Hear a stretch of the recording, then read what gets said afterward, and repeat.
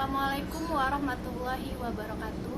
Perkenalkan, saya Rizka Kusdiani Putri dari kelas L semester 5 Pendidikan Agama Islam dengan NPM 1811010100. Di sini saya akan menyampaikan tentang prinsip-prinsip umum evaluasi. Untuk memperoleh hasil evaluasi yang lebih baik, sebaiknya kita harus mengetahui prinsip-prinsip umum dalam melakukan evaluasi. Nah, prinsip-prinsip umum dalam melakukan evaluasi itu yang pertama ada kontinuitas. Evaluasi tidak boleh dilakukan secara insidental atau dilakukan pada saat waktu tertentu saja, karena pembelajaran itu sendiri adalah proses yang kontinu atau berkelanjutan. Oleh sebab itu, kita harus melakukan evaluasi secara kontinu atau bertahap. Nah, hasil evaluasi yang diperoleh harus senantiasa berhubungan dengan evaluasi yang sebelumnya agar diperoleh gambaran yang baik atau gambaran yang matang untuk perkembangan peserta didik.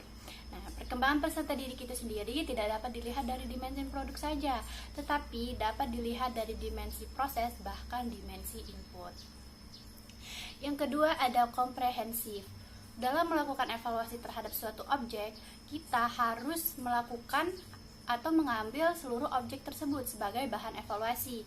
Misalnya, objek yang akan diteliti adalah peserta didik. Nah, maka kita harus meneliti seluruh aspek yang ada dalam peserta didik tersebut. Misalnya, seperti meneliti kepribadian si peserta didik. Nah, kepribadian si peserta didik itu harus menyangkut aspek kognitif atau pengetahuan, afektif atau sikap, dan psikomotorik atau keterampilan. Begitu juga dengan objek-objek evaluasi lainnya. Yang ketiga yaitu adil dan objektif. Jadi dalam melaksanakan evaluasi, kita sebagai guru yang melakukan evaluasi itu harus bersikap adil dan objektif.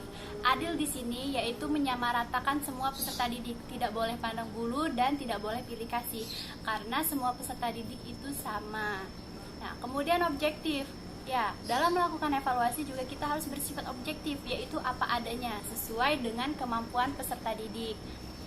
Dalam melakukan evaluasi juga, kita harus didasarkan dengan kenyataan, berdasarkan data dan fakta yang ada, dan yang sebenarnya, bukan hasil manipulatif atau rekayasa.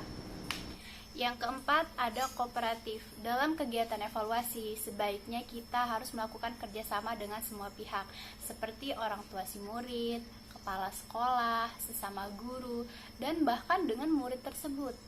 Karena hal ini dimaksudkan agar pihak-pihak merasa puas dengan hasil evaluasi dan pihak-pihak tersebut pun merasa dihargai. Yang kelima, praktis. Praktis di sini mengandung arti mudah digunakan, baik bagi kita yang membuat dan menyusun alat evaluasi maupun orang lain yang menggunakan alat tersebut. Nah, untuk itu kita harus memperhatikan bahasa dan petunjuk mengerjakan soal.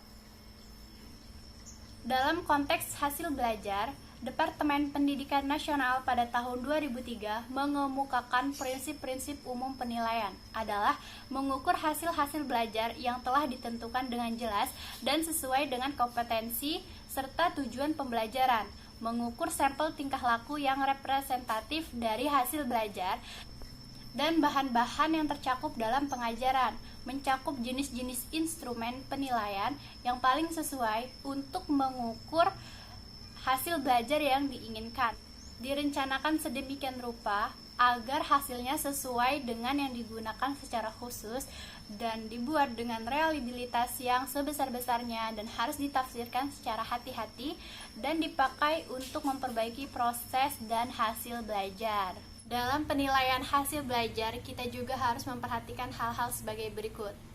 Pertama, penilaian hendaknya dirancang sedemikian rupa agar jelas abilitas yang akan dinilai, materi yang akan dinilai, alat penilaian, serta interpretasi hasil penilaian. Yang kedua, penilaian harus menjadi bagian integral dalam proses pembelajaran. Ketiga, untuk memperoleh hasil yang objektif, penilaian harus menggunakan berbagai alat atau instrumen, baik itu berbentuk tes maupun non-tes. Yang keempat, pemilihan alat penilaian harus sesuai dengan kompetensi yang ditetapkan. Yang kelima, alat penilaian harus mendorong kemampuan penalaran dan kreativitas peserta didik seperti tes tertulis esai, tes kinerja, tes karya peserta didik, proyek, dan portofolio. Yang keenam, objek penilaian harus mencakup aspek pengetahuan, keterampilan, sikap, dan nilai-nilai. Yang ketujuh, penilaian harus mengacu pada prinsip diferensiasi, yaitu memberikan peluang kepada peserta didik untuk menunjukkan apa yang ia ketahui, apa yang ia pahami, dan apa yang dapat ia lakukan. Yang kedelapan, penilaian tidak bersifat diskriminatif, yaitu artinya guru yang harus bersikap adil dan jujur kepada semua peserta didik serta bertanggung jawab kepada semua pihak atas penilaian tersebut.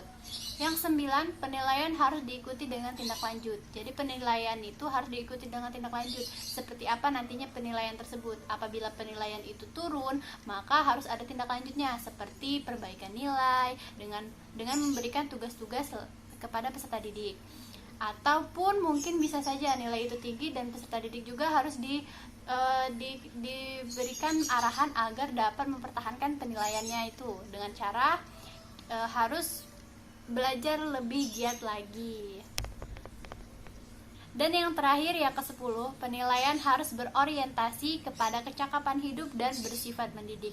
Nah, jadi kita sebagai guru itu juga harus memberi penilaian yang berorientasi kepada kecakapan hidupnya serta bersifat mendidik ya. Bersifat mendidik ini seperti kita ketika memberikan penilaian yang baik kepada muridnya, tentu saja kita juga harus bersifat mendidik. Artinya kamu bisa memperoleh nilai ini karena kamu bekerja keras, sehingga kamu bisa mendapatkan nilai yang bagus seperti ini. Nah, jadi tolong tetap pertahankan dengan kamu belajar lebih giat lagi di rumah gitu, dan melatih pengetahuan serta wawasan untuk mempertahankan nilai yang telah kamu peroleh.